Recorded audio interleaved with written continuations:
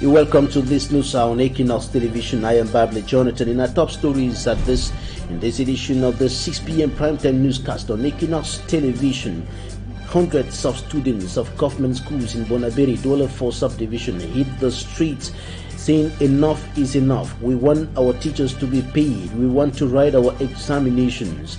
The Operation Death Chalk strike of government teachers across the Republic of Cameroon took another twist today in the country's main cities, Yaoundé and Douala.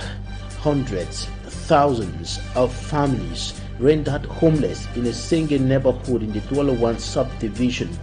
Their homes, as well as private structures, social amenities, including hospitals and schools, were brought down in a forceful eviction exercise by authorities in that part of the country's economic capital, Douala. Stay with us as we bring to you updates on news around the national territory and out of the country, notably concerning Nigeria, which has said that it will not allow its nationals to enroll or enlist as volunteers to fight in the war in Ukraine. This comes after Senegal equally warned Senegalese from enlisting as volunteers to fight in the Russian invasion of Ukraine. Stay with us.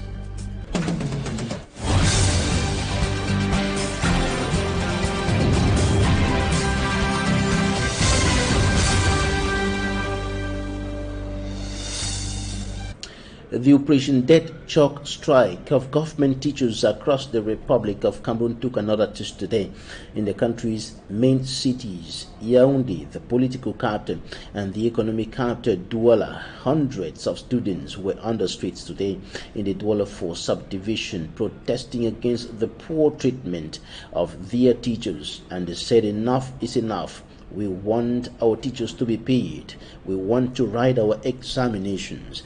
Many of the students took to the streets in solidarity with their teachers. Immaculate Fogwe reports.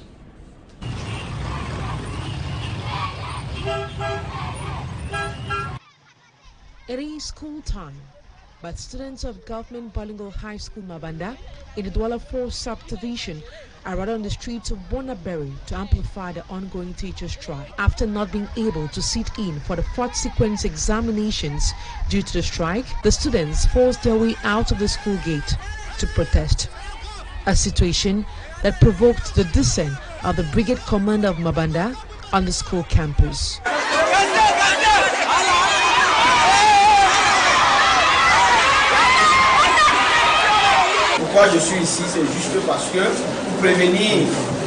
I am here to prevent any sort of disorder in Mabanda.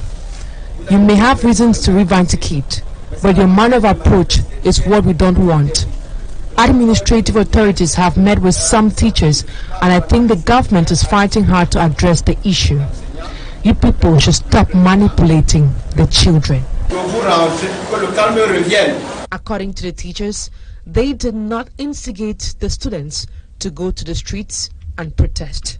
Teachers are not involved. Even the students know what we are suffering in our profession.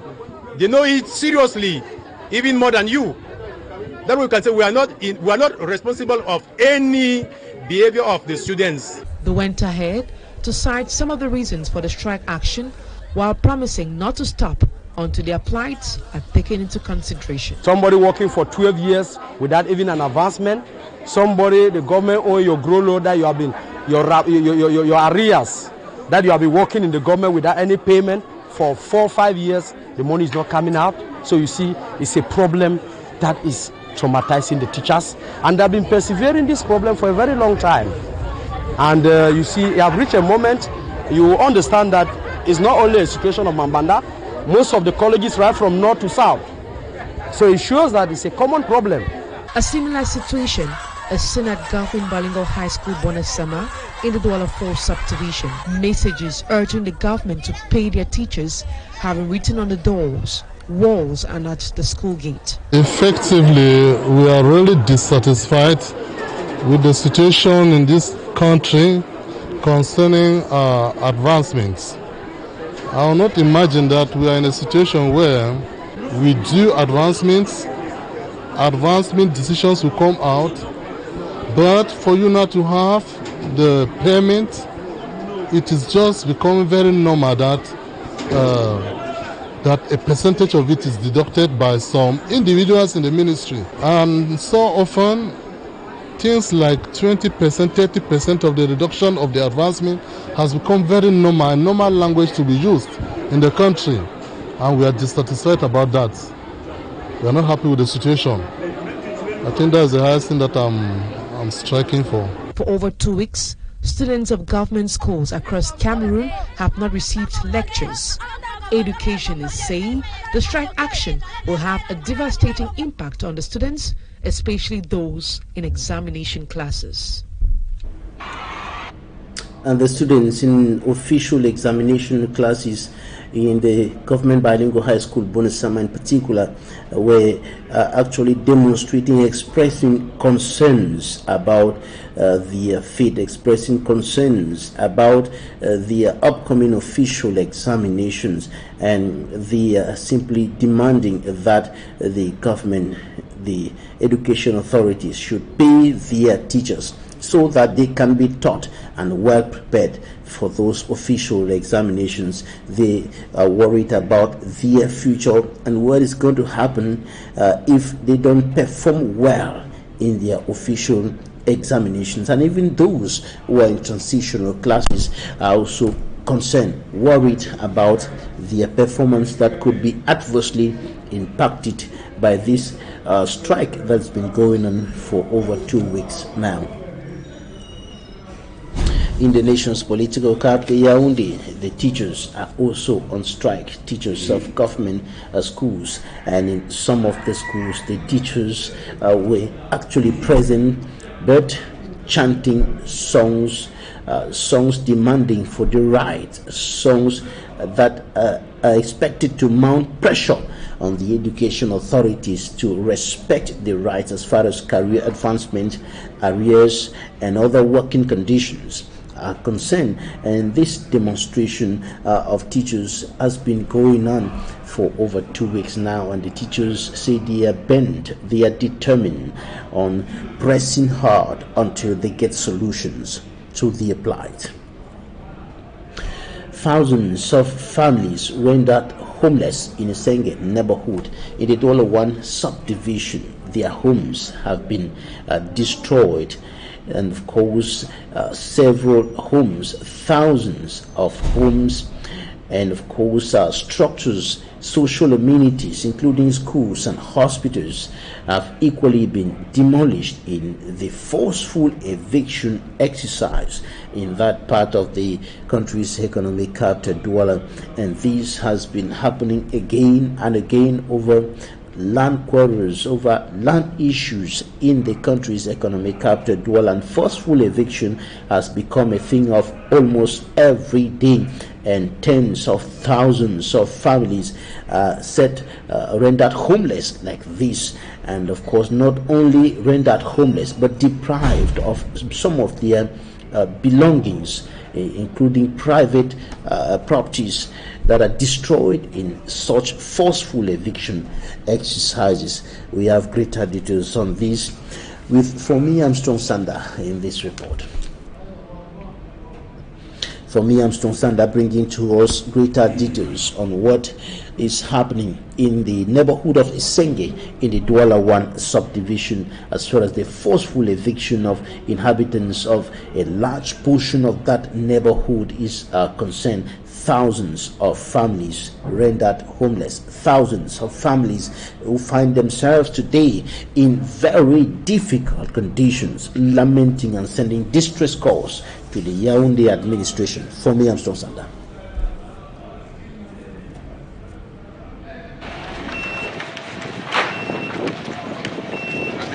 A bitter Friday night, breaking Saturday, February the 5th, 2022, in the Isenge neighborhood of the city of Douala. Inhabitants were brutally woken from sleep by merciless bulldozers in a destruction spree that reduced their lifetime investments to nothing. Last month, they decided the people of court will come and judge before any other thing. My husband is a colonel. He has worked for 32 years in this military. Even it is what? With all what he has worked for the government with 12 children, they come and put me 45 rooms like this. I don't know where to stand or to start because I'm outside for 3 days, since on Friday to today. I don't know where to go. I don't know the type of country. I don't know the type of judgment that we are living here. I don't know where the children they're schooling here. I don't even know what to do. They are sleeping outside a whole colony. They should ask the government, is the Pope who signed the regime because of the accident that he has? What are we suffering in this country? They better kill us. We don't know what to do. There's no way to go. A demolition exercise reducing some 2,400 houses to zero from the total of 2,500 houses in the Esenge neighborhood of the city of Douala. A frustrating situation for locals who say they watch their lifetime investments vanishing in few hours. On prend les grenades ou on s'en va maintenant braquer les banques, qu'est-ce qu'on va faire? Frustrated as his neighbors, this Cameroonian soldier says he has never regretted being a Cameroonian until that bitter Friday night. He returned from a mission defending the territorial integrity of Cameroon, but saw his 15 million house destroyed and his wife and children missing. Hier soir, voici là où était ma maison. Donc comme vous voyez là, je sais même pas là où mes enfants et madame se trouvent à cet instant. La première fois que j'ai eu le dégoût d'être Camerounais. Basic social structures like this local school were also not left out by the merciless bulldozers from the Douala Port Authority. L'éducation que moi j'ai donnée à mes enfants, est-ce que ça serait la même éducation? C'est ça que je pleure. An incomprehensive situation which, according to the locals, failed to respect the limit and their rights. Personne n'a reçu un seul franc, un seul radis. While majority of the local population in Esenge remain extremely devastated and frustrated by the demolition exercise, others are building courage to pick up pieces from the rubble. These are some of the consequences of what authorities qualify as illegal occupation of state-owned lands or lands owned by state-owned corporations. And the Douala Port Authority is claiming the ownership of that land. And of course, these are the consequences, the people suffering. On to something else now, the fight against incivility in the Douala 4 subdivision. Control agents from the Douala 4 Municipal Council on the street, tracking every motorbike, including commercial motorbikes that are not respecting the rules and regulations governing the transport sector in the country. Manji and Gabriel Hasman. Agents of the Douala 4 Council in action. The council workers are controlling cars and motorcycle documents alongside receipt of taxes. This exercise is to enable the council to cover its taxes and also to control clandestine transportation within the Douala 4 municipality. The exercise is done in collaboration with the elements of the gendarmerie. The exercise, however, faced some challenges as the workers at one point used force on the owners who don't want to collaborate with them. The attitude put up by the council workers has been condemned by some road users. Le contrôle est normal, mais la manière. It's a very good thing to control cars and commercial motorcycles, but the manner in which it is done is the main problem. When a brother sees another, he uses force on him. Look at me. I saw how they were harassing a bike owner who was just leaving his house with a brand new motorcycle. He was asked to present his document, which was wrong since he just bought that motorcycle. He had 15 days to produce new documents for it. The exercise of the agent of the Douala 4 Council falls in line with their aim to recover revenue that is escaping from council coffers. The president of the Cameroon Democratic Union, CDU, political party Tomaino, Patricia, and Damjoya urges the population of Njimun in the Fumban locality, Nun Division, West Region of the Republic of Cameroon, to participate in the political, socio-economic, and even cultural development and growth of their country. And she told them that this begins with registration electoral registers to take part in the political life of the country. Senazi.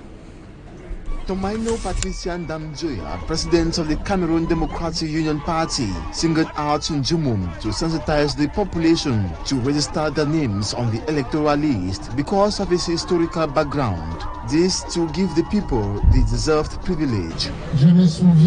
I recall of a 1984 Lake Njumum disaster recounted by our parents that claimed the lives of many people.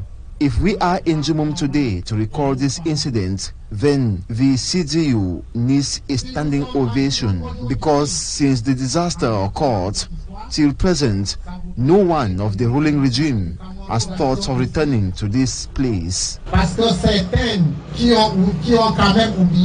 CGU president seized the opportunity to pay tributes to the families who lost their loved ones when the lake emitted a toxic gas that fateful morning.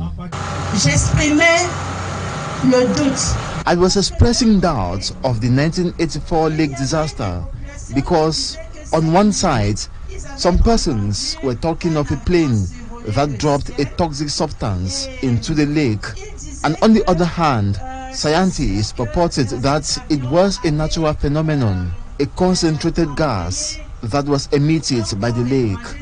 I also recall how the population of Njumum said it was a way to separate them from the lake they believed had some natural powers. In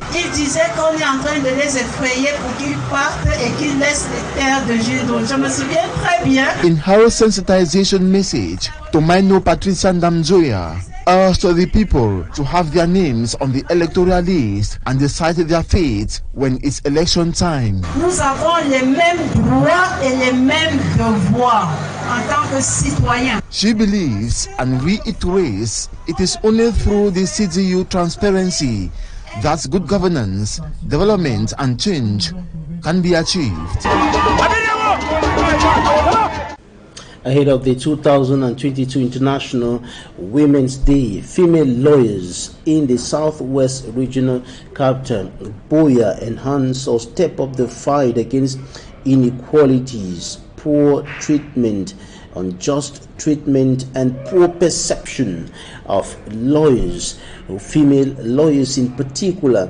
And they are saying that this shouldn't happen. This should not be the case because female lawyers are equal to lawyers and not less lawyers or minor lawyers, so to speak. And they are mounting pressure for this to come to an end, for equality to be a reality in the world of lawyers in Cameroon. Derijato has more. As women the world over gears up ahead of the 2022 edition of the International Women's Day this March 8, these female lawyers who are human rights activists are reflecting on their own right.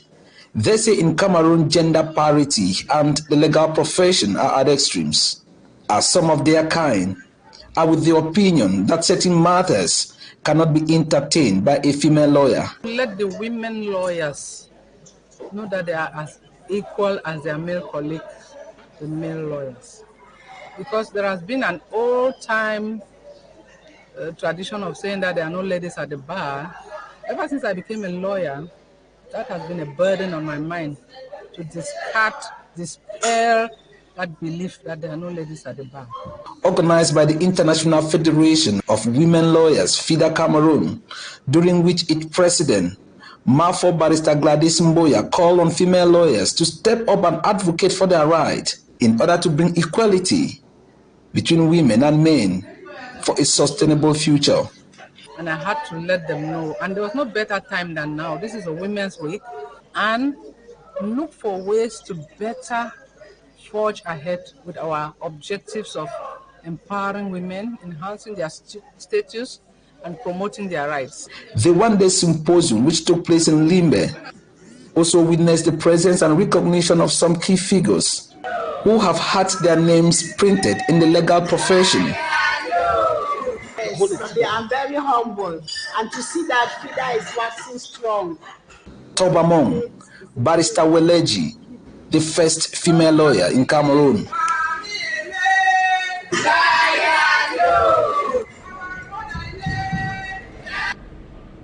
Female lawyers in the southwest region of the Republic of Cameroon stepping up the fight for their rights and for equality in that domain of activity in the nation. Now, news out of the Republic of Cameroon. Nigeria has said it will not allow its nationals to be enlisted to fight in Ukraine, where Russian forces are bombing cities and rattling neighbors with gunfire.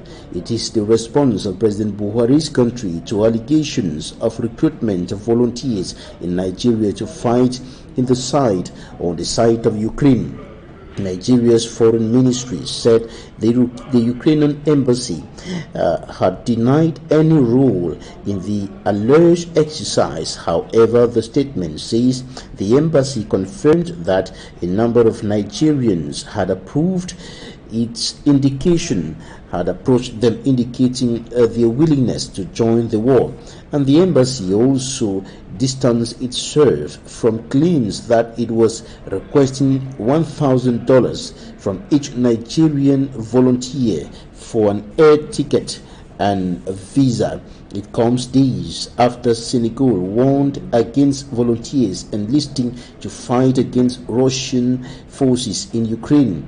It also ordered the Ukrainian embassy to take down a Facebook post that had called on Senegalese volunteers to enlist for the war. That's it for the first part of this newscast. Talking Point is up next.